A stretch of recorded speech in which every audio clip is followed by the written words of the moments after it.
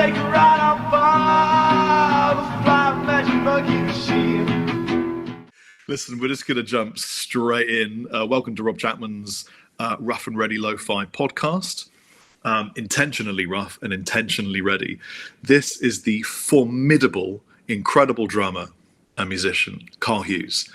Do you want to tell people a little bit about yourself before I delve in with a whole bunch of questions? Absolutely. Well, I'm from Newcastle upon Tyne in England. Geordie. I'm a Geordie, but I live in Los Angeles. I'm a session drummer out here and work with a couple of different artists you might know in the classic rock field and things like that. You know, work with the drummer for Bumblefoot, Ron Bumblefoot Thal. Did some work with Richie Kotzen, and I'm currently working with the Stanley Simmons project and things like that. But to name a few there, and Marco Mendoza, of course, our mutual friend, Uncle Marco. And living out here in LA and do my thing. So it's a little bit about me, I suppose. You are a really inspiring person. And in a way, I think every town in England has a story about this one musician that kind of, they made it. They went to America and they did a bunch of gigs and they're doing it. And they're always the sort of fabled person that somebody knows but you are that guy. And what I want to get out of you today, because obviously we know each other. I know about your backstory, but I think that you are, a shining beacon of hope for people that want to pursue this career, because you've hammered it hard. So what was your break? How did you get into the whole industry? Well, first of all, thank you very much, mate. It's very, very sweet of you to say that. I'm trying my best, mate. I'm getting there, but it's very cool. How did I get into the industry? I mean, I started playing in a band with my dad when I was like 11 or 13 years old. Actually, I was 11 years old when I'd go and watch my dad play, and I'd get up and play a couple of songs, play a couple of tunes, and then 13, went through an audition, if you will. My dad, he actually put me on an audition and, obviously just preparing me for the future, really. And then I got the gig at 13. So that was in a trio. It's a band that's still going now. It's called We Three Colonels. When I go home, I still sit in with my dad sometimes. So learned a lot from that. And then I ended up going on to join an original band in the northeast of England. I think just being this young lad that was 13 or 14 playing the pubs and clubs, it tends to make the rounds a little bit, or at least that's what happened with me. And then this band, so I was 15, they heard about me, 15 to just about to turn 16, and they were in their 20s, and they were like, we need a drummer. So I go down, I do this audition, get the gig. And then we started playing some like bigger, the band was starting to get a little bit of traction. We started playing some bigger gigs. And then fast forward to sort of getting into the next phase, we ended up landing this gig, opening up and being the support band for Bumblefoot, Ron Bumblefoot. And he was coming to Newcastle, and Ron's he's one of my best friends. He's just a freak of nature. He's one of the best guitar players I've ever seen. And I was 17 at the time, and it was one of them things where I believe, obviously, we were opening the show, so we knew our set, but learning his stuff, he kind of gauged off how we played and maybe off how I played. It was like, this drummer can play some of the complicated original stuff, So we had a one-off show in Newcastle, and it was at the time when I was in better shape, and I took my shirt off, and I was wearing a million wristbands and all the rest of it. And I go in and we go for it, It was like, it's sort of on the day, let's just play. And to be honest with you, that was kind of the beginning of my introduction into the other side of things. Do you know what I mean? Where I started maybe getting over here and things like that, or starting to explore that idea. So I kind of owe it to Ron, really. He took a chance. Again, I was 17, and then he invited me to go on a couple of tours. He took me on my first European tour. And, he's literally the sponsor for my visa. He's one of my best friends, and he took a chance on me. Do you know what I mean? He gave me an opportunity. Yeah. And sort of the beginning of all of that, again, starting in Newcastle from playing the pubs and clubs with my dad onto an original band, and then just having that lucky break of getting to play with someone like Ron, and then him going, this kid can play, you know what I mean? So that was... So Bumblefoot was your intro into the whole scene. Basically, that's really, I mean, he is a phenomenal, gifted individual, and I love his sense of humor and his melodic note choices and the whole thing. He's the only guy I've ever seen at the NAMM show, sat on the floor next to Guthrie Govan, and they were jamming, and there were times when if I turned my back, I didn't know who was playing. Oh, really? Until Ron did his absolutely insane sort of slidey, kind of weird fretless type stuff, and then I was just like, yeah, that's Ron. Isn't there a video of that on YouTube somewhere? Yeah, I think I filmed it probably. Right on, dude. That's awesome. That was a long time ago, man. So was your dad a bassist then? Yes, he's a bass player and a front man as well. I mean, like literally, I mean, my dad's hero was like Phil Lynott and all that type of stuff, which again, one of my, if not my favorite band of all time is Thin Lizzy. That's like a band just still now timeless music, man. Do you know what I mean? And that's the type of stuff we play, you know what I mean? Our dad was the front man, and it's funny when you're in a band where your pops, do you know what I mean? Like the amount, it's weird, like the amount of times you clash heads or whatever, and it's just, but it's like funny, clash heads being such a young lad, I mean 13, 14, I don't know what I'm talking about. I'm getting all, pissed off or whatever, but then funny enough, years down the line, it's all the stuff that my dad was just training me for that, do you know what I mean? And that's really cool. I learned a lot from my pops, do you know what I mean? The two things he told me was learn double bass and learn how to sing and play, and that will put you in a different league, if you will. And and it's done well for me so far. But it was great advice, and my dad and Mark, they helped bring me up in the scene, and I owe a lot from the very beginning. That it comes from my dad and Mark. You know what I mean? It's so cool that you had that kind of experience with your dad, because I think it's not often that people have that kind of opportunity to really bond with a parent in something like music, and jamming with your mum or your dad or whatever, or even an uncle. It's such an amazing experience. I can't imagine what it's like to be in a band. I mean, any other person I know of is Dweezil. Yeah, for sure. No, I was thinking about that the other day, because it was funny, because my dad's guitar player, Mark, my dad was in a band with Mark, and he was in a band with his dad, and that was the whole thing. And my dad even said, like, I don't know any of the guys who are in bands with their dads. I mean, I thought, more I think about it, there are a few now, but it's definitely an experience, and it's something I'm super grateful for. Do you know what I mean? And so he taught you how to sing as well.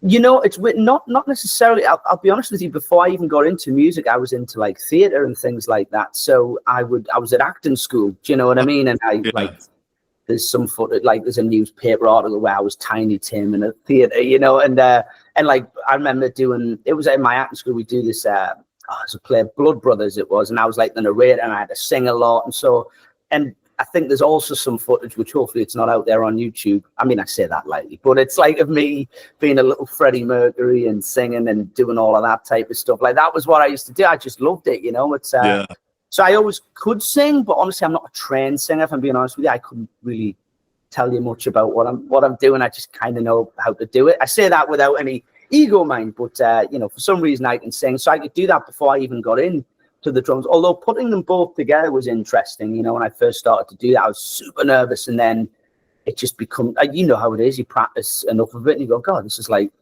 it becomes easy, you're splitting your brain to in half, you know what I mean? I never found it easy. I think probably you are uniquely gifted having that sort of melodic understanding of how a singer works, and then the whole patterns and rhythms and it's on a grid and everything is separated, because when I sing, it's all about feeling. I have a sense of rhythm, but it's nothing at all like yours. Dude, you're amazing, man. I've heard your stuff. We've done some stuff, man. You're fantastic. I appreciate that. But this is all about you, Mr. Hughes. There we go. So listen. So your dad was a singer and a bassist, and you learnt the ropes under the wing of your dad, and then Ron comes along and says, "Come on tour with me," and you must have learnt so much from Bumblefoot. Absolutely. And, you know, again, I was very young, as 17, but possibly 18 or 19 when I remember the first country I ever went to, and it was Romania. And we did some gigs there, and, you know, and then it was going to Holland and France. And pardon me, the one thing I really appreciate looking back on that time is obviously, of course, I learned so much from Ron. I mean, he's in a different league to anybody I've worked with, and just how he thinks. And obviously, I'm sure we'll talk about the new album probably, but like, having that experience was a whole different thing. You know, you sat there watching the guy write, and you're like, this is fucking unbelievable. What am I witnessing? But the one thing I really appreciate about Ron is he, at the time, I probably knew I was a little bit like, again, touring for the first time, probably getting a little bit excited on stage and, you know, playing things too fast or whatever it may be. And he like totally allowed me to time, you know, he like didn't make me feel bad about it. He understood where I was coming from and just gave me room to like, get into the tour. He never made me feel bad about anything. And then, of course, you know, after a couple of shows, it sounds like dynamite, you know what I mean? But me and him there's always been a chemistry musically. And he was really, I don't know what the word is, very, I'll say the word lenient, but he gave me time to grow as a new musician on tour, you know, for the first time being as young as I was. Yeah, he really gave me a chance and took it easy. Do you know what I mean? It gave me really, looking back, really appreciate that, because you work with some people who are a little bit more demanding, you know what I mean? Work with some artists who aren't as forgiving, you know what I mean? And Bumblefoot's just one of those guys, you know, again, I can't say it enough, the sweetest dude. And I definitely learned a lot from that, just touring, do you know what I mean? Going out and jumping on a plane for the first time and not knowing what I'm doing and go, what am I doing? And Ron was just he was there every step of the way. Again, he really introduced me. He helped me get a lot of gigs. It's through that experience it really helped me get the confidence to go and see, to turn me on to other gigs and to get other gigs. Because it's nice to have someone that's got the confidence to go, oh yeah, just do that. Because some people, believe it, you know the deal. Some people don't like flying, they don't like the travel, and you're on your own all the time. And but I actually quite enjoyed it. But it was thanks to Ron for that, you know, for sure. Well, confidence is the key, and it's something I wanted to sort of talk about, because I think a lot of people thrown into your shoes you were 17? When I started working with Ron, I was 17, yeah. My God, man. I mean, that's, you know nothing about the planet when you're 17. A lot of people would have had that sort of imposter syndrome, you know, why me? This is Ron Thal. He's played with Guns N' Roses. He is Bumblefoot. You know, a lot of people would have had that kind of sort of, you know, crisis of faith. Was there ever a moment when you were playing and you needed to play something that was sort of beyond your ability, or did you ever second guess yourself? I mean, I totally get what you mean about the imposter syndrome thing. If anything, if being honest, I somewhat still kind of have that a little bit, which is weird, you know, but it's just like because I've had so far I've had a lot of great things happen in my career and worked with a lot of really cool artists. And I do go, I really like how have I ended up being from Roland's Gale and Newcastle? How have I ended up working with Bumblefoot and, you know, beyond that as well? It's kind of mental. So I definitely still have that a little bit, but getting better at it. But as far as capabilities, honestly, I mean, some of it was definitely tricky. There's some of the older Bumblefoot material that was like, and I had that experience on the new album. How do you think of these drum parts, man? You know, what's going on here? But then once I got comfortable with it, to be honest with you, like there's a song in particular called Guitars Still Suck. And if anything, once I got comfortable with that, I actually started to embellish on it and made it even more complicated. And that's where me and Ron really connected, is like, how wacky can we make this, man? You know, and like, Ron, I've got this idea. Would you want to try it? And the great thing, which again, I'm so grateful for, is Ron would go, yeah, let's do it. You know what I mean? Like, that's absolutely bananas and that doesn't work. Let's absolutely play it right now. Let's play it tonight in New York, you know, whatever. And so again, I think there probably were some things that were a little bit tougher once we got over that, again, because I wasn't putting the maximum pressure. There was room to go into it. And to be honest, I mean, I grew up on like Mike Portnoy, Mike Mancini, and Dream Theater was like my favorite band. So if anything, when I got that gig, the band I was in before was very much a pop rock band. And it's funny, like some of the songs were just and I couldn't help myself and go, you know what I mean? They'd be like, what you doing? Whoa, what you doing? This is a 4/4. So I was a little bit immature there, but with Bumblefoot, I could do all of that. So I was almost geared up for it, to be honest, even though there were some hard songs. But again, it got to the point where, right, we got the song down. Now, how far do you want to take this? Do you want to just go absolutely mental, you know? And so it was really fun. Honestly, I look back at it, we had some really, really great times where it was so fun, you know, and it's like, again, it's the opposite to, not always, there was definitely some pocket playing, mostly, and I think even when you are playing, and I found that now, even when you're playing complex material, it is important to always have the groove in mind. It's not about the chops, but we're on, we take care of business and then go, right, let's really go for it, you know what I mean? And then it's like, now where are we going? You know, sometimes we didn't even know, but it worked, you know what I mean? It was a real good time, you know? It's great that your relationship with Ron, that he has enough confidence in you as a musician to expand on stuff that he's done. And what I wanted to ask you is, when he's presenting you with the song, has he programmed the drums? Has he drummed it in? Has he got another guy? How does it work? So the last album, there was definitely some programmed drums in advance. And when I got into the studio, and don't get me wrong, I had to play it, and that was the whole reason he hired me. And there's some songs that didn't have drums that I added drums to. But some of the really complicated, so it was very, Ron's, at least for some songs, was very particular with what he wanted. You know, again, he was writing the parts, and when I'd sat with him, it's funny, and he would, I'd go, well, how have you programmed that? What were you thinking when you did that? And he like shows me, but plays the drums up the kit or like under, and I'm like, man, I don't play like that. I play this way, you know. So it was like trying to tap into his world a little bit, but there's definitely some programmed drums. And then some of it was very particular. Some of it was just, you know what you're going to do here. Like there's a couple of songs on there that are just straight up pocket.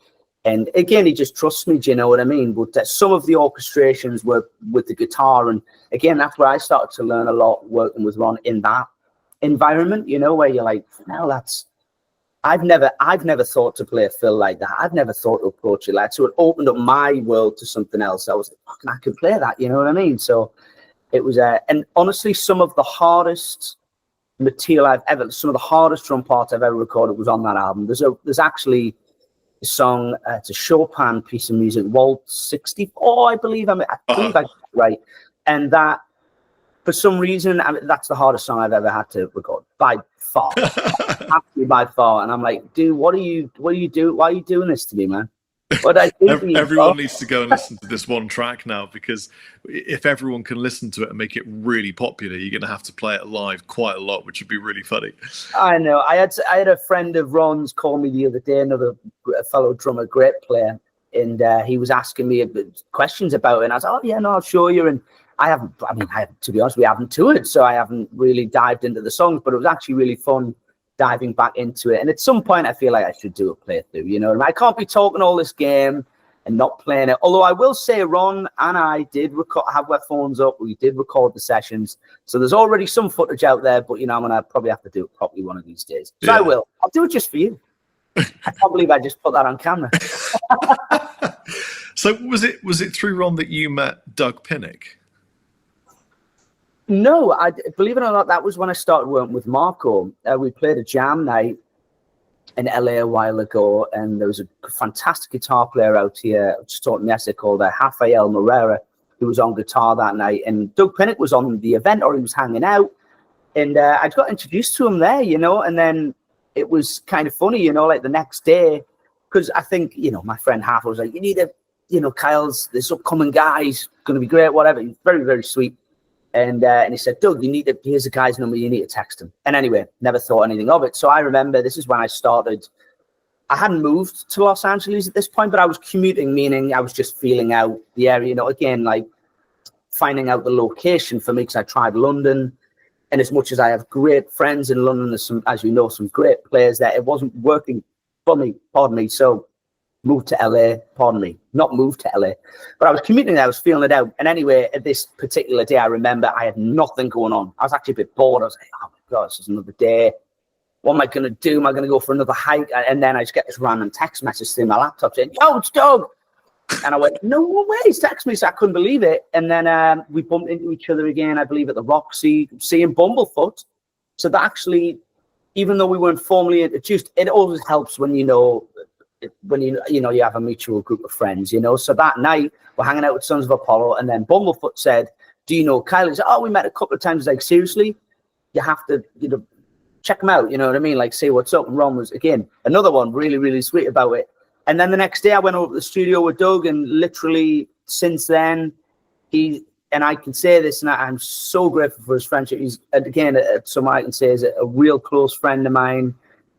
We've worked together, but just a real sweet person, and I'm super grateful for the friendship, But it is mental, because I will be honest, King's X is another one that's one of my favorite bands, and Dogman is like my fucking favorite album of all time, mate. So to say that, I'm super grateful. But like at first, I'm like, it's like Doug Pennick, man. It's like I remember seeing King's X with my dad when I was like 12-year-old in Newcastle, mate. You know what I mean? And so yeah, that's kind of bananas. But met him through a few different people.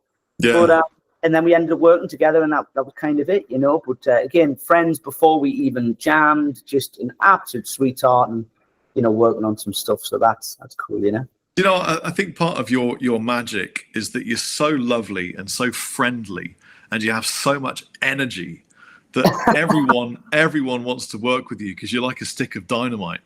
Like I remember when I had been in. Was I introduced to you through Filippo? Jen.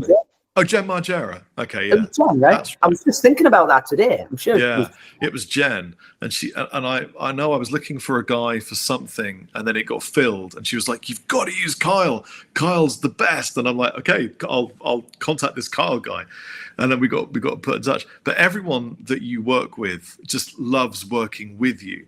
You have this kind of infectious northern energy about you. I think that's part of your secret sauce, mate. I guess so, mate. Again, very kind of you to say that. And it's, what can I say to that? I'm very grateful for that. I do think being a Geordie out in LA certainly adds a little bit of charm. And I can't believe I just said that as well, but it's got to do something. There's not many out here. At least I only know a handful of Geordies out here, man. But, I have a couple of English pals out here now, and it's just, there's something from where we come from, even just being from England, I don't know, I guess something's working. I don't know if it's that, but it might be. I don't even know what I'm saying, dude. But do you ever find that Americans find it difficult to understand you? Because, I can tell, but I've toured the north of England quite extensively. I can tell that you're kind of intentionally backing off the accent a little bit. And probably people that you've grown up with are now like, you're softening up and becoming Americanized and Southern, and you're not using any of the slang. That's, it is. You're the first person to actually say that. You're bang on, to be fair. And again, all the Geordies, if they're watching, they'll be like, what are you doing, mate? But I was just home for 2 weeks with family, and I came back, and every time I go home and come back, even for the first week, I'm like full blast, using all the slang. I'm texting me pals and me American mates, and they're like, "What are you on about?" And I'm like, "Oh shit, sorry, man, I'm not back in Newcastle anymore." But I think when you're over here, it's just more the terminology. There's certain words that you don't use back home, and maybe that's it. And I think also maybe when I was really young, like at school, I'd have like a thick Geordie accent, but honestly, like not for a long time. I still feel I have an accent, definitely over here, but I think you're right. In fact, no, you're definitely right. I have kind of laid off the accent a bit, and it's been like that for a couple of years, to be honest. And again, I guess just by default, you know what I mean? Yeah, it's working with other people from the north. I've noticed that they kind of have to, because even with things like Siri, it just doesn't understand unless you slightly Americanize. It's difficult to get a message across. How long have you been going back and forth to the States now, then? Oh, I just took my glasses off there, and I can't see anything there. That's how blind, that's how bad my eyes are. I was trying to look cool. Absolutely the same. I was trying to look cool. You could be anybody. Right. How long? I started coming here for NAMM show, and that was in, I believe, 2017. I would come over with a couple of pals every year. It would be like every year. Every year I would just come out to California for NAMM. And then, as I said, I started finding I wasn't having much luck in London. And I had a load of friends being like, are you sure you want to move to LA? Like, it's expensive to get paperwork through. And are you sure you want to come over? Like, and I'm like, well, I'm going to check it out. And so I'd come over as a tourist and just kind of go, every time I would get off the plane, man, I'd just feel, and I don't want to sound all hippie with it, because don't get me wrong, it's lovely that the sun's shining all the time, there's palm trees. Yeah, it's a good life, mate, but it wasn't about that. It was just more, and don't get me wrong, I've had moments where I call people and they don't call me back, but for the most part, people would call me back, or they'd hit me back, or they'd meet for coffees, and I quite like that pace, I quite like that energy, and obviously getting into the scene, like when no one really knows you and stuff, it takes a minute to kind of get it going a little bit, and then you find your way. But to answer your question, it's since like 2017, and then sort of I've moved here officially to just over 2 years ago now, like properly living here with the papers and actually working. So it took a minute to like get a portfolio, if you will. But again, I was just going out and going to the clubs, and obviously, as you know, I think I got the Marco Mendoza gig when I was 21 maybe. And so working with Marco in Europe heavily, and him being from the US and being from LA, it was like, I would commute over and he would tell people about me and, sing my praises, and we'd do the odd jam night and things like that. And that kind of helps. So throughout the years before I officially moved here, there was a little bit of, doing the odd jam and a lot of connecting, but it got to the point where it's like, okay, this is where I need to be. Because there is a session guitar player out in England that, we're not necessarily close or anything, but he gave me this bit of advice, and he was like, I just said, can you give me any advice? He was getting all the big gigs, and I was like, let me know what you think, man. And he's like, dude, you need to know your location. And even though sounds so simple to say, like when you're trying to navigate, you're like, oh shit, like, yeah, I need to make my mind up. I need to make a decision here. And I need to pay attention to that. And LA was really the place I was like, oh, this is like, people are paying attention here. Like, people seem to like what I'm doing. I'm a rock guy. I'm covered in tattoos. I kind of didn't feel like I was getting much love in London. So I went, no, this is where I need to be. So then, you start the process, you get it in order. And then, the first year when I got my paperwork, I moved out. It was, it was a few gigs here and there. I was kind of getting things going. And then the year after, I got the Kotzen gig, and I kind of started that. You know what I mean? So, we'll delve into the Kotzen thing, because I'm a big fan of everyone that you've worked with, to be honest with you. You have the dream. If I was ever going to be a drummer, you have the dream session job, as far as I'm concerned. What do you miss the most about the UK, and in particular the North, now that you're LA based? It's funny, like there's a lot of things. Of course, I miss my mom and dad. You know what I mean? First and foremost, miss my family. But then again, I'll literally be on the phone with my dad after this. Do you know what I mean? So, I wish my mom and dad were here. I wish I could see them. But there is that. But then, in general, I will say it's fun.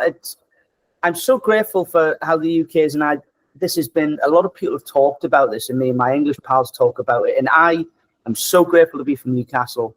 So grateful for how I was brought up and the environment of which the Northeast is in England. But it's a very different vibe. And if anything, it's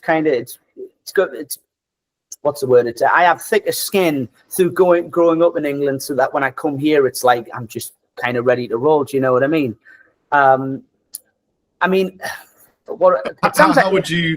How would you describe Newcastle to somebody who'd never been there or had any experience of what Newcastle is like? Wow. I would send them probably a video of a Newcastle United match. No, I'm joking. I would, what am I thinking here? Well, it's party town, isn't it? Do you know what I mean? We're crackers, do you know what I mean? But, the kindest people, man, very warm. We're rough and ready, do you know what I mean? But it is what it is, man. Do you know what I mean? Again, I wouldn't want to be from anywhere else. Do you know what I mean? And but again, I mean, it is pretty much driven by Newcastle United, isn't it? Although I probably shouldn't talk about it at the minute. We're going through a nightmare with the old Isaac situation. Do you watch the football, Rob? No. Really? No. I thought we were going to get off onto a tangent there with transfer window. I'm more than happy to go off on tangents, but I have absolutely no idea at all about football. The only time I watch football is if it is like a World Cup or a big match and I'm in a pub and having a pint or something. That's fun. But I don't support a team. I just play guitar and cook food. So game. I do a lot of Night Ring and Elden Ring. Well, to be fair, there is that. If anyone say, "What do you think of Newcastle?" I would obviously you've got to say, "Wait, sing of AC/DC." You know, Brian Johnson, Mark Knopfler, and now Sam Fender. Do you know what I mean? They're making waves, man. We're still there, man. We've got a lot of history in Newcastle, you know. But it definitely is great for a night out. You know, if you want a couple of pints and that, it's great. I think about live music. There's a lot. I mean, for me, I always felt the further north until you get kind of like Aberdeen, the better the live scene. And I think that Northerners so much more up for a night out to see a band. You know, it always felt that way to me. Absolutely, especially when I would go to. I haven't been gigging for ages. I need to go out more. But when I used to go out to Newcastle, either gigs with my dad or, you know, just in general, I will agree. Like the nightlife is great. The vibes are fucking great. People are up for it. You know what I mean? Yeah. And I agree with them. The more north you go, they get a little bit more into it. You know. Yeah. More the fans need to play in Newcastle, man. They're skipping it too much. I don't know what's going on. Anyway, everyone's fucking skipping Newcastle. I'm like, whoa, chill out. But you know, Glasgow is good. You know, Glasgow is incredible for live music. Stereo, mono. I love those places, man. Absolutely. Yeah. What are the because predominantly my viewers are Americans. That it's an American sausage fest, basically. So, what are the standard Newcastle food items that you just get them in Newcastle, but you don't get them anywhere else? Man. For example, in Glasgow, it's the king rib. You get deep fried. What are those eggs? The eggs full of fondant. I can't remember now. Been away from UK for too long now. Mate, you're putting me on the spot here. Yeah, I am. I guess I never thought about it. I know you're into your food, man. You're a food connoisseur. Yes, mate. Man. I am somewhat the opposite a little bit, I'll be honest with you. But I guess I don't know, mate. Well, is it chips and gravy or is it chips and curry sauce? Oh, that's both for me. I do like a chips and curry sauce, man. I do like a Greg's every now and then. And to be honest with you, I miss it with us. I know that's not too specific to Newcastle, but they don't. I mean, I will be honest, right? I had this experience, not going off on time. I'm going to stay on topic here, but when I go traveling now, granted, I was in Japan in this instance, right? And I was with this band, and they were like, they were an older group of lads, and they were like, "Oh, we want to." So we're an English pub, and I'm like, "You're in Shibuya, it's Tokyo. What are you doing, man? Why going to an English pub in Japan? That's mental." Now that I still think is extreme, and if you're on your travels, I don't want to go to an English pub. But when I moved to LA, I thought, no way, I'm going to go to all the American bars. You know, there's no point going to an English pub. It'd be like being back home. And now I actually miss home, or there's things I miss about home. I go, I've got to go to Fox and Hounds for a pint. Yeah. Or whatever. What I mean? Like, it's just, there's things you miss, you know? And like, although I will say, mind, if I get some, you know, let's say in a couple of years' time when everything's taken care of, I might just open up a Greg's or a Witherspoon's out here. And I might have to, mate. I think it's the answer to what it's missing, man. Do you know what I mean? So, that's a good idea. Me and my pal from Manchester, we talk about it a lot. We're like, mate, honestly, when we get it together, man, let's fucking get on it. You know what I mean? I think Greg's would be super popular stateside. I don't know whether Spooners would go down. Yeah, it'd probably fall in the same. Greg's, I think you bang on with that. Like, Greg's our man. Do you know what I mean? So, I don't know. So I don't know about things in particular in Newcastle, but there's definitely things in the UK, all over the UK, that I'm like, hell, like, what's going on? Why is it not here? Do you know what I mean? It would go down a treat. So, man, definitely Greg's. So you got to put that one in there. So we've got to touch upon the Richie Kotzen situation, because he's such an amazing. I mean, just look at the guy. He's like a triple threat. He could be a model. He can sing better than almost anybody you could ever. I mean, I can't really fathom how good he sings. His guitar playing is unreal, and it seems to continually just improve. What an amazing musician. So did you meet him through Ron as well? How did I? No, I met Richie through jamming and doing some work with Dylan Wilson, the bass player for Richie. He's been with Richie for a long time, and Dylan's one of my close friends. And to be honest, it was around the time when I was commuting back and forth to LA, and I hadn't officially moved yet. And I think Dylan came up to me. I was at the Baked Potato, and he was like, "Hey man, are you like in town or what's going on?" Excuse me. And I was like, "Not yet." And he basically, 2 years prior to me getting the gig, Dylan had briefly mentioned, pardon me, no, hiccups, mate. Dylan told me like 2 years prior, he was like, "Listen, man, are you interested? You know, the position might be available." Didn't work out. And then 2 years later, like literally, and me and Dylan are friends first and foremost, but then just randomly, I remember I'd landed in Spain with Graham Bonnet. And I got a text off Dylan saying, "Hey man, if you can learn this set list, when you get back, I want to get you in a room with Richie. We're looking for a drummer. He wants to check you out." And I was like, "Yeah, pardon me language, but yeah, too right, mate. You know what I mean? Let's go. You know." So I learned the set, went over to the house, and we had a jam. And it was Dylan was the connection there, you know. But me and Dylan had worked. You know, I'd called Dylan on some sessions and vice versa, and we did some stuff where Doug Aldridge and Doug Pinnock actually got up and sang one night, and it was around that time. Dylan was like, wow. "Man, things are happening." It was a night in Hollywood, Lucky Strike, and me and Dylan were, you know, we were just killing, man. We have such great chemistry together, and we're friends, you know what I mean? Like, we really enjoy making music together. And so Dylan, all those, you know, Dylan made it happen, you know what I mean? He hit Richie up and said, "Dude, you got to give this guy a shot, man." And that was that. I went down, did somewhat an audition, just an open jam. You know, we went and played a couple of tunes, and that was it. And he was like, "Do you want to go to Europe?" And I'm like, "Fucking mate, let's go." Which is crazy because, you know, like I grew up, I say like being in a band, my dad and stuff, like before I was even in that, like going to school, I'd have the little iPods and that. And I would literally listen. I think the album would Go Faster. And I grew up listening to Richie's music, you know what I mean? So for me to later on down the line end up working in his trio, the thing, I'm like, grew up, all the Live in Tokyo shit. I was like, man, I'm like in this, I've been called to do this. So, you know, it's kind of mental, mate. I'll be honest, I really was kind of blown away that happened. And there's also, it's funny, there's an interview, like a written article, a written interview that I think I mentioned. It's like, which artist would you like to work with? And, you know, I put in like Lady Gaga, John Mayer, and, you know, Richie was actually first, but it was like all these artists and, you know, Richie being in there, and then years later actually working. I was like, that did kind of like fucking take me back, and I go, fucking hell, that's mental. But it was through Dylan. That was through Dylan. But obviously, it certainly helps. I mean, when me and Richie got talking, he's like, "Oh no way, you know, Ron." And obviously, they were on Shrapnel together back in the day, I believe. And so, you know, it really helps. And Marco as well. I mean, Marco was a really which, you know, I mean, it's out here in LA. Marco, I mean, of course, it goes without saying, he's one of the best fucking bass players ever. He's amazing. Do you know what I mean? Just a total monster. Not just bassists. I mean, singers, you know, he's such a vibrant, energetic ball of funk. I mean, it's I tell you what, one of the scariest experiences of my life was at the Larvik Guitar Festival. Marco Mendoza's there, and he was like, "Hey," and I was like, "Oh, I can't believe it's you." And he was like, "Yeah, it's me." And we were having breakfast and stuff. And he goes, "I'm going to go get myself a cold sauna." He starts having cold saunas and stuff and ice baths. And then he's like, "Let's jam." And I'm like, "Yeah, let's jam." So he jumps up during my set and does "People Keep On," that one. Yeah, Well Turn Around or whatever, the Stevie thingy version. Was it that one or was it the Peppers version? I can't remember now.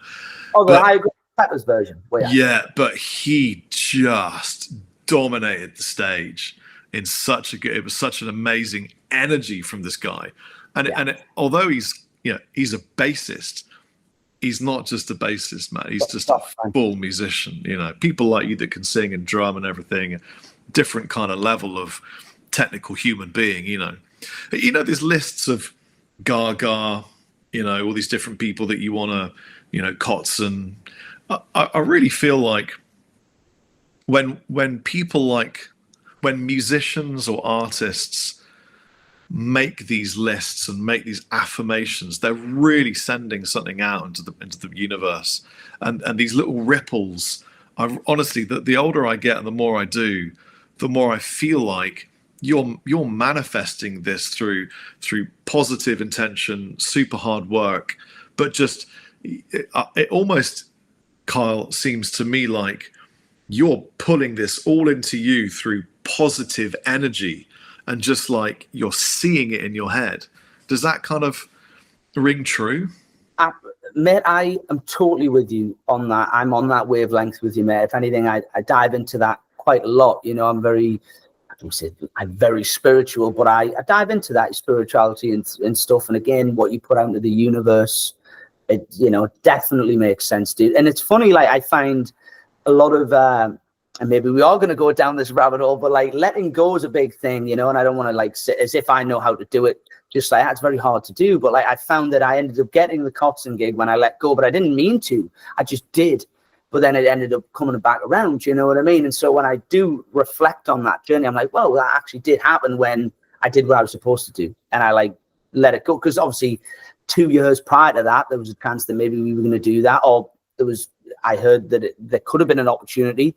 And then, oh, it's gone. He's got another drummer and it's never going to happen. And then you just move on with your life and go, right, I'm going to keep cracking on. It's what I do. And then it comes back around, but I let go of it. You know what I mean? So I think stuff like that definitely counts, mate. You know what I mean? It's just very hard because we think so much. Or at least I do. I'm an overthinker. I'm constantly thinking about the future or thinking about the past or whatever. And I sometimes get flustered, you know what I mean? But when I like really am bang on where I need to be, I'm just like, right, I'm just going to, if anything, I've been watching a lot of like session panel, you know, the channel session panel on YouTube. It's like recentering yourself, because especially being out here and there's a music, it's a business, do you know what I mean? But when I like, when I step back and go, hang on a second, I love playing music. That's why I do this.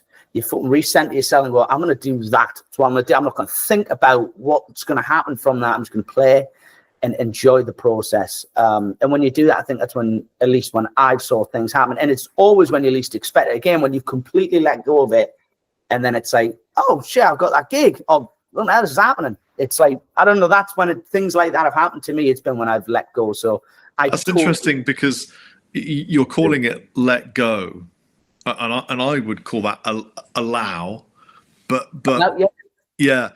But you're also doing something else. You are fully a drummer vocalist. That is your role, absolute. There is no, and if it doesn't work out, you know, that's not on the menu for Kyle Hughes, you know.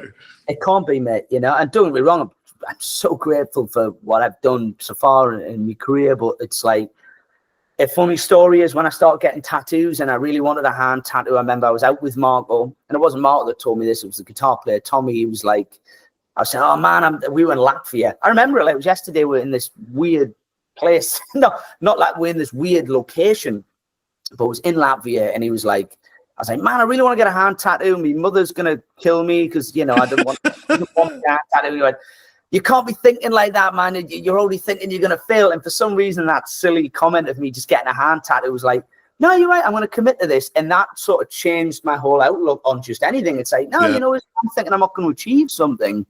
Then not only are you going to attract that, but it's like, I'm in the wrong headspace. You have to be realistic, of course, but the ups and downs of this industry, as you know, mate, like when you're getting, if you don't get a gig or you don't get an audition or something changes in your schedule, that feeling of rejection sucks, and that knocks your confidence a bit. And I even struggle with that now. It's a tough thing to overcome, which I always do, but it sucks. Do you know what I mean? That can put you off, and sometimes you're even like, oh god, I even want to play it. And then exactly what you're saying, you go, hang on a second, even if that's what I'm thinking, that's never going to happen, because I'm always going to keep. There's no plan B, mate.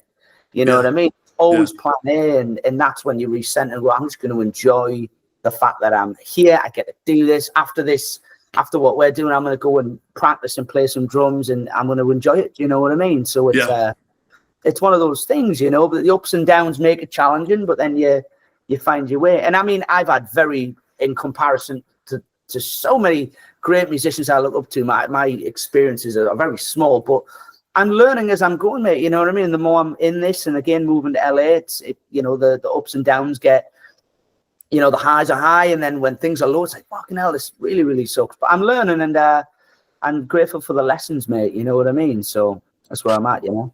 Well, I think you're really inspirational, and I think a lot. I mean, I'm learning from. I mean, obviously we're friends. We know each other. You know, we've known each other for a few years. We put a video out that was really fun. Was the most out of depth I've ever been with musicians. But well, probably close to it. What would you tell aspiring young musicians? And I know you're asked this all the time. I am too. But what would you tell? I mean, for example, my son wants to learn the drums, and my daughter now. I failed. So what would you teach or tell young people to do now? I mean, I appreciate you asking me that. And I mean, number one, I still am constantly learning. And I think that in itself is a bit of advice. Never stop wanting, you know, you'll never stop learning, but never think that you know it all. Do you know what I mean? Always be open-minded in whatever scenario it is. Keep an open mind, move forward. Always try and find the lesson in something. Do you know what I mean? And keep growing, you know? I mean, of course, a lot of it, I think, has been said before by so many people, you know, I'd be repeating it, but it is important. You have to work hard. You know, I think if you're wanting to go down a session road, and this is all off my experience, you know, I'm not saying this is 100%, but like working hard can't hurt. I think always put the time in. Do you know what I mean? And do it because you want to do it, you know? And I, again, it's a very easy thing to say that. And again, I'm not just saying it to be like, to reiterate someone else's words. I have reminded myself of that at times to go, why am I doing this? Because especially when you get further on, I found your attention can start wavering and you're thinking about business and stuff. And you're like, whoa, hang on, play music, mate. You know what I mean? So working hard, do it because you really want to do it. You know what I mean? Put music first. It has to be about music. And if you want to go down a session road, which I can speak from, I guess I have, and knowing your location is a big thing. Know where you want to be in the music cap. I mean, now, obviously for me, it's Los Angeles. Of course, you have New York, Nashville, and London. And I'm sure there's a few others, of course. But knowing where you want to be, you know, like find your spot. You know what I mean? There's a lot of options, man. I mean, moving to America from England, it's not as straightforward. But, you know, and take a chance, man. Go out and explore and find. There's going to be a spot for you. Do you know what I mean? And what you're doing. Yeah. So I think those are the biggest ones, you know. And again, it's been said before, but I think it's really, really invaluable, that stuff. Do you know what I mean? And making sure that you're in it for the correct reasons and you enjoy doing this, man. You know? Kyle, did you go to a drumming school like an ACM or a Berkeley or anything like that? I didn't. I wanted to go to Berkeley, but that never. I think that when I was really young, I wanted to go to Berkeley, and it's as time goes on, you kind of I ended up in the live music scene, and that's where I started to learn my lessons, which I think is the best in my opinion. And Berkeley's fantastic, and doing any of the MI, it's all great, it's fantastic stuff. But I wouldn't change my journey being in the live scene and stuff like that. That's where I learned most of my lessons. But I did go to the Academy of Music and Sound. That's where I got my BA honours degree in music. Can't teach drums actually, but that's where I went for. That's more like my university. As far as getting lessons, I had a couple of lessons in Newcastle with two drum teachers, Jeff Armstrong and Jeffrey Hutchinson, and I learned a lot from that. But then again, you join a band with my dad or an original band, and that's where I kind of started to learn. Where you learn the real life of a musician and the real life of being in a band and playing with other musicians. You know, not just being rudimentary, although I say that, I take that back, or I don't mean that to disregard the drum lessons, but that's where I started to I was probably quite loose with a lot of my chops, but you learn on gigs, don't you? You know, and I think being a singer, if I can say this, I think I'm always aware, especially now when I've been doing some sessions, I'm always aware of what the vocals are doing. It's like, you know, when to stay out the way, or when to react with the vocals. Do you know what I mean? And so I think always having that, I've always kind of, I guess, found that easy to a certain degree. I've always known when to stay out the way, unless, of course, you're playing some really complex stuff and it's let's fucking turn up the heat. You know what I mean? But for the most part, especially now, I've been doing a lot more kind of song play. I've been playing on records and things like that. And It's interesting. It's funny when you probably know me, when you get past that bridge. And I've always, probably here I am rambling, but I'm on a tangent. I think this is important. I mean, I love Steve Gadd's playing, right? And I remember saying to my drum teacher, I was like, I listen to Steve Gadd and he doesn't really play anything. Should I play like that? Like play pop? Meaning he doesn't do much, but it's so effective. And he'll open up a hi-hat once in a song and you'll go, I've just lost my mind. Why didn't he do that again? It was incredible. And my drum teacher, I think, said, that's amazing that you're thinking like that, but let's just focus on having fun, which is the biggest thing. That's why I learned during my lessons is having fun, getting the fundamentals down and learning my chops. But I've always been curious about diving into the song and going, well, what do I not have to play? Like, how little can I do here? Do you know what I mean? To really make this work. And that's why some of my favorite singers now is like Steve Ferrone. And I mean, I love Vinnie Colaiuta, Steve Gadd, and Steve Jordan is like my guy. I love Steve Jordan's playing, and it's just playing for the song, mate. You know what I mean? And I think I've always been curious about that. And again, you learn that from playing live. That was a long way of answering your question, mate. But you know, it was a very well answered question, Kyle. I think a lot of people are going to benefit from that answer. Have you ever recorded your vocals? Have I? I've recorded but like in harmonies. Like my last, well, not my last band, it's a current band. We're on a little bit of a break with Amber Wild. That's with Evan Stanley.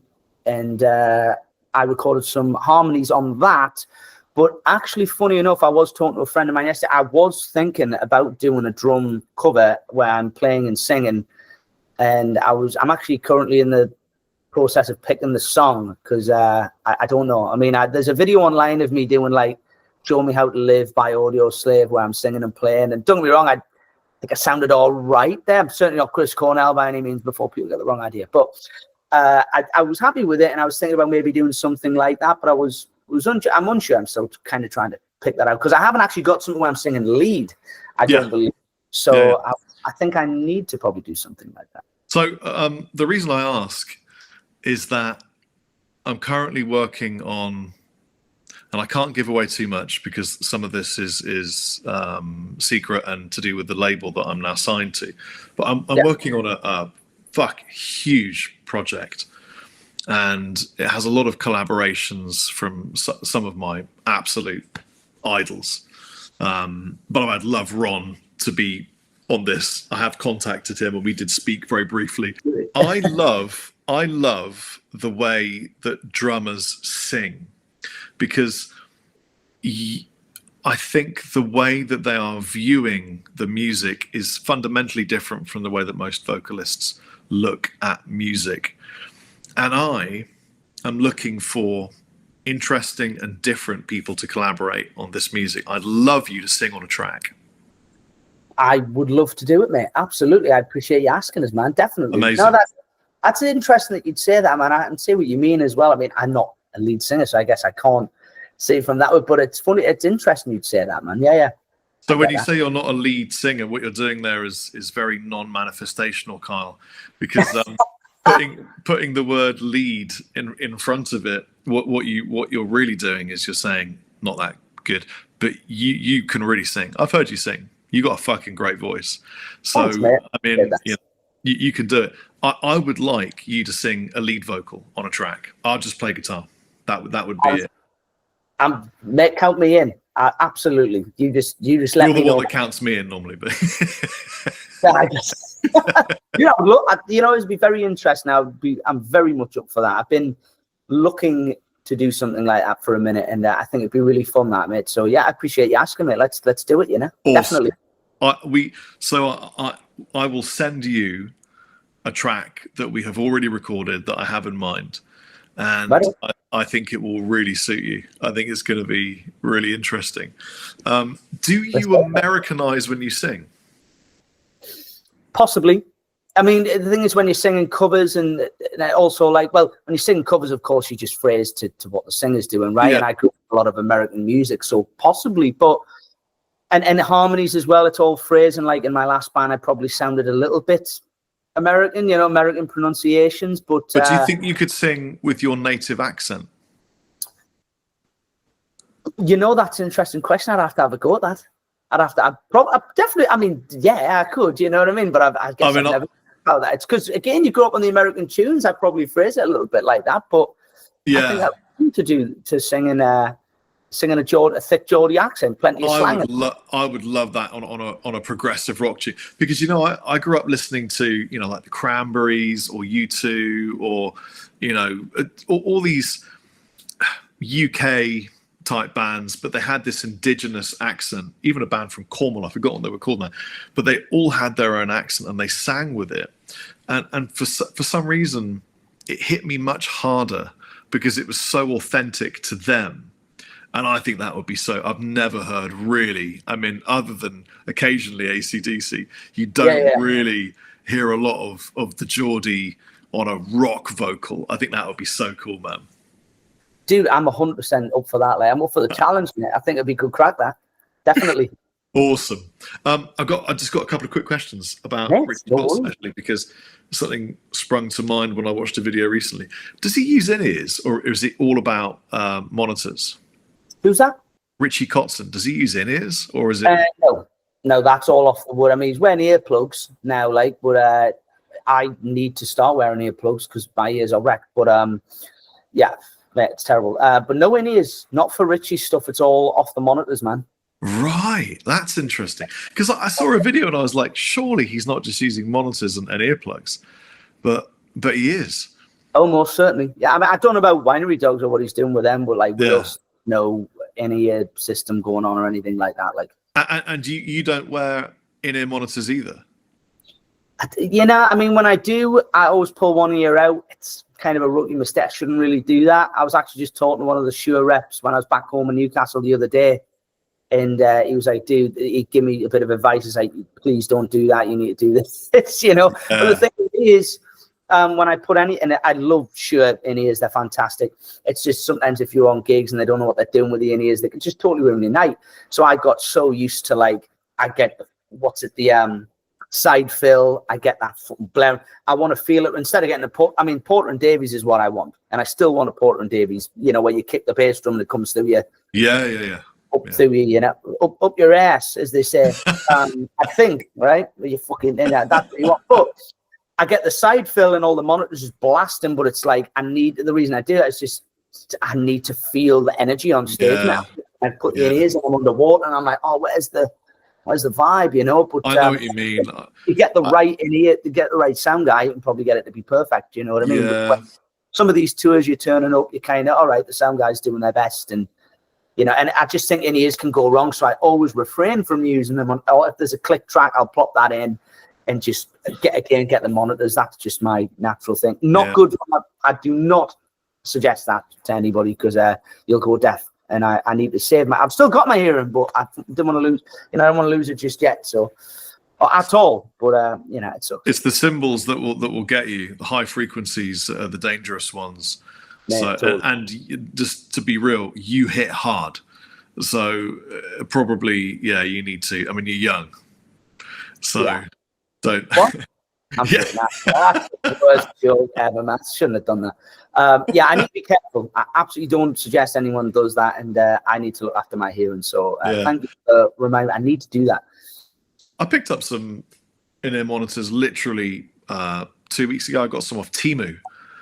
My drummer was like, man, these are amazing. They're made in China, but they're like unreal. Everyone is using them. And sure enough, he was right. Like Luke Grech, the other guitar player in our band, he wears them. Rob, my drummer, wears them. Like everyone's got these. I can't remember what they're called, but they're sort of Chinese. They're K something, I don't know.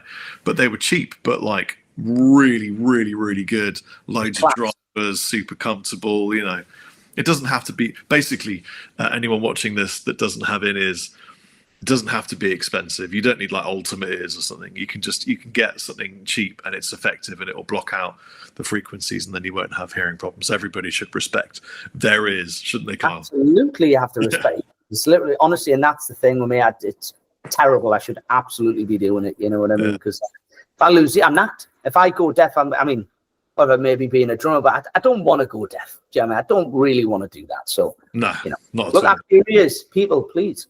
Yeah. So, well, look, it's been amazing to catch up. super briefly on this little discussion. Are you going to be at the NAMM show in January? A friend of mine asked me the other day. I'm not sure. If you're there, I always pop down if you're going to be hanging out. I just come down and say hello. I'm not sure if I'll go to the convention, to be honest with you. I'm a little bit, I don't know, over the last couple of years, I've not really been going to that as per se. But dude, if you're there, I would love to see it. I'll definitely be down there for at least one day, I reckon, to be honest. I'll be there. I'll be there. Chapman's got a stand. We're sharing a stand with Rev amps. Nice. Or it's like one stand space divided in half, cleft in twain or something. Nice, So I'll be there dressed in the Chapman regalia, showing off bits. There we go. Yeah, it'll be fun. Let's get breakfast again somewhere. Mate, would love to. Absolutely. It's great. Thank you for having me on this podcast, man. Of course, man. Great to see your face. It's great to catch up with you, man. It's been way too long. I mean, when did I last see you? It was at NAMM. It was breakfast in Anaheim at some random place. We sat outside and drank like Coke at like 11 a.m. or something, I think. Oh, was that with Dan and all that, yeah? Yeah. I saw you before that. I saw you top of this year, didn't I? But where? I think I bumped into you with beer. Oh, really? I think so, mate. Possibly. We did go off and have long chats and hugs and stuff. NAMM's, it is brilliant. That's what NAMM's about, isn't it, really? Totally, mate. Now we are, man. Well, mate, it's great to see you, man. Thanks for having me, dude. And we'll catch up. Very, very welcome. Thank you very much. Where can people find you and follow you and all that kind of thing? I mean, you can hit me up on Instagram. My Instagram handle is Kyle Hughes Drums. I also have a website, www.kylehughesdrummer.co.uk. Instagram's where I'm currently updating. So there's a lot of great things coming up. You know what I mean? In the studio, currently tracking some cool things, and I'm heading out on tour at the end of this month. I'm going out with Mark Daly. We're opening for The Darkness all over the US and Canada. And, there's some great stuff coming from the studio as well with the Stanley Simmons project. So I'm super stoked about that and excited for you to see it, Very cool. All right, man. Thank you so much. Dude, pleasure, mate. Easy. I'll see you soon.